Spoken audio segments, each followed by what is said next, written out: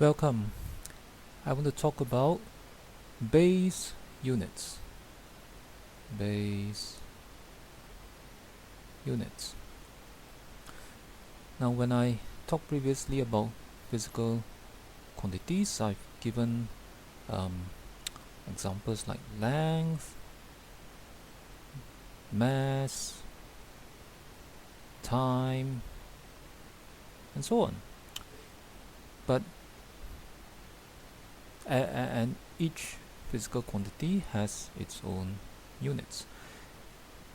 But there are many types of physical quantities in the world.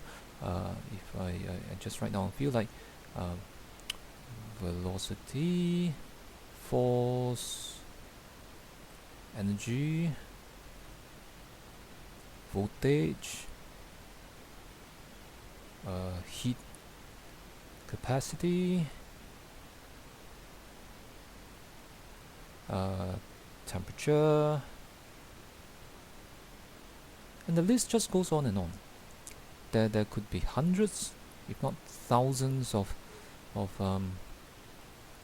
physical quantities, and that also means that there would be the same number of units, and that's going to be very difficult to remember and even to make sense of all of them.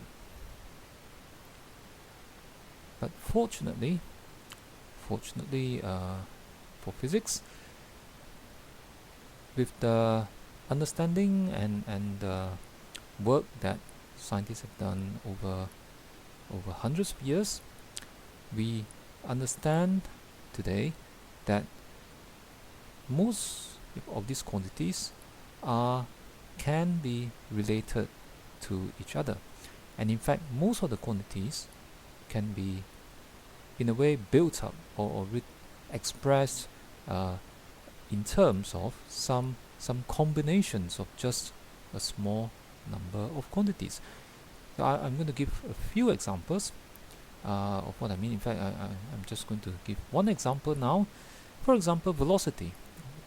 Okay, if I talk about velocity, what is velocity? If I think of it as distance over time, okay, it's actually displacement over time, but I'll talk about the final difference in a later video. So distance over time. But what is distance? Distance is actually a length, and time is time. So you see, from this example, we understand that velocity is actually a quantity that we can get by combining two other quantities, distance and time. In this sense, in the sense that we can calculate velocity using some relation or some formula involving other quantities. So that's what I meant when I say that most of these quantities can be expressed in terms of a small number of quantities. There are a few quantities, about 6 or 7, from which nearly all the other quantities can be derived, can be written in terms of. So in that way, we can also write the corresponding units of these other quantities in terms of those quantities. So for example, if let's say I take meter, I take meter to be the unit of length, and second, right? Second to be the unit of time. Then using these two units, I can make up or write down the unit for velocity. I don't need a separate unit for velocity. All I need is to use this same relation, use this same formula. Okay, and all I need is to in place of distance, I write meter, and in place of time I write second, and there I have the unit for velocity, m over s. In a more common format, it might be written as m stroke s. It may be written as or m, right, stroke s. You can write as s to the power of -1. And in English, in words, we might say meters per second. These are just different ways of saying the same thing, but you see the point. All right, what I'm trying to show is that you can express the units of a quantity, or of some quantities, or in fact many quantities, in terms of units of other quantities. So I've mentioned a few times that you can express the units of most quantities in terms of just a small number of quantities. And what are those small number of quantities? Right, there are 6 or 7 of them. I'm just going to write down 6 for this time. Now these quantities are called the base quantity. The base quantity. T-I-T-I-E-S, the base quantities. So let me write down what they are. They would include these that I already have. Actually, let me write this down again. So they would include length, mass, time, temperature,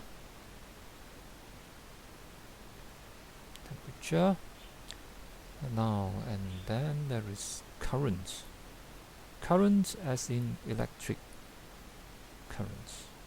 Okay, 1 2 3 4. Now, okay, length, mass, time, temperature, current, and I want one more. Right, okay. Yes, the amount of substance.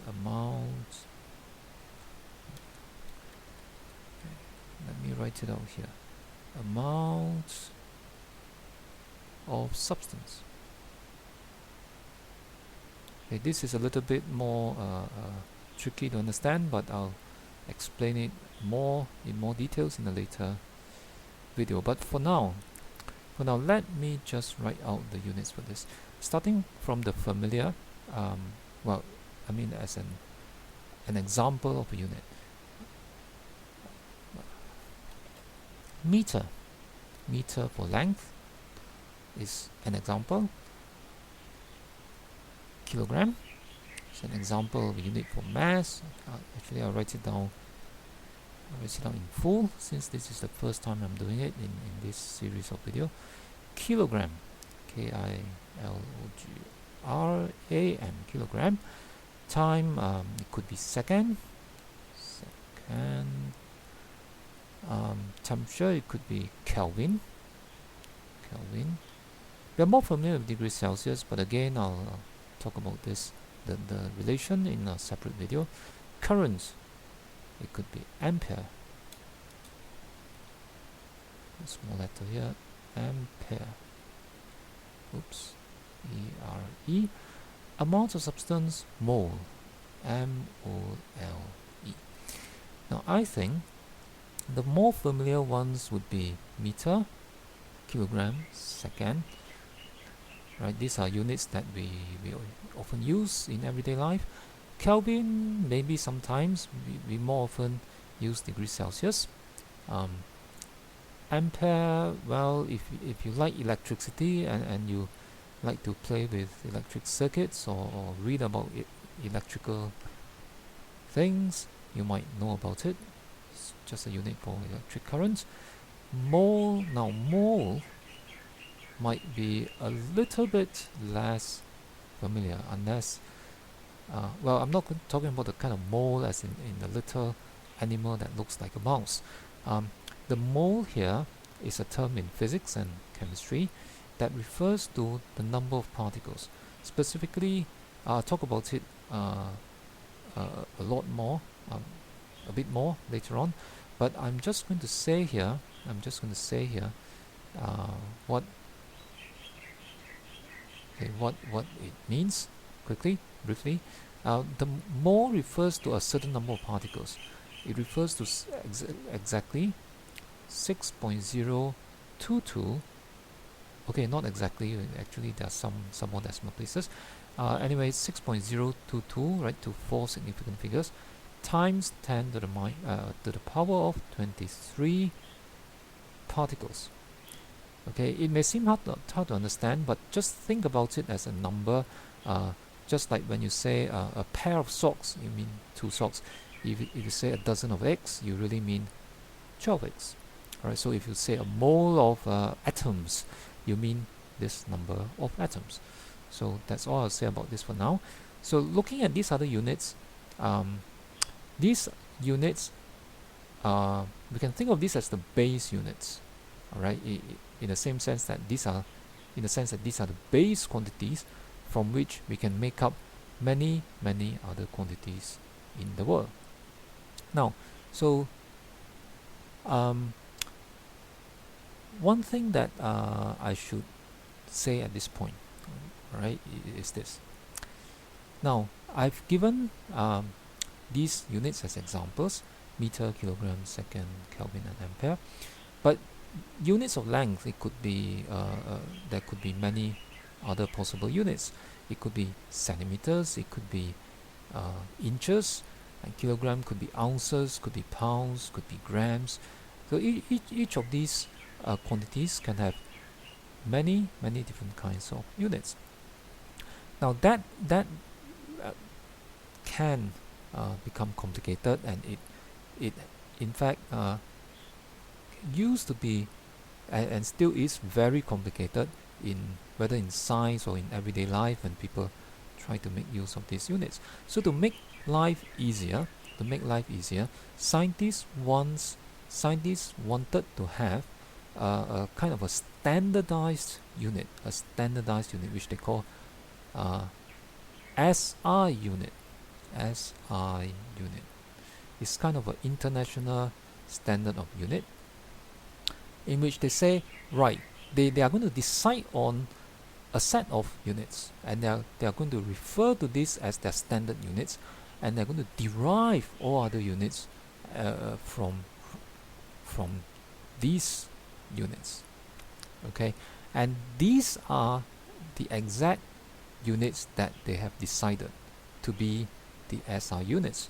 So as I've written it now, the mole, meter, kilogram, second, Kelvin, ampere are the SI units, those standard units that scientists at a number of international meetings in the past, over the past century, they have decided that they have all agreed, that this international meeting of scientists, they have all agreed to use this as the standard system of units, so that when they talk about science and quantities and engineering and anything that requires the measurements of quantities, they would know what each other is talking about, and they can communicate very easily.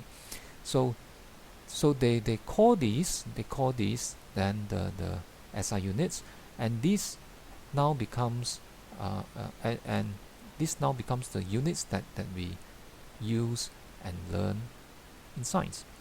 Now just as a quick example, how could we derive other units from this? I'll talk a lot more about this later on, but for example, if I have a centimeter, so let's say I have 1 centimeter, I can derive it from, or think of it in terms of meters, as maybe 1/100 meter.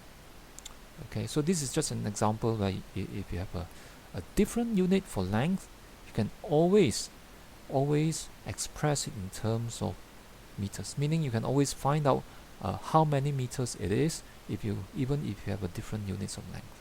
So if you prefer for some reason to use a different unit, maybe you need to measure something a lot shorter than a meter, then of course you should use cm or millimeters or some other units that I don't know of.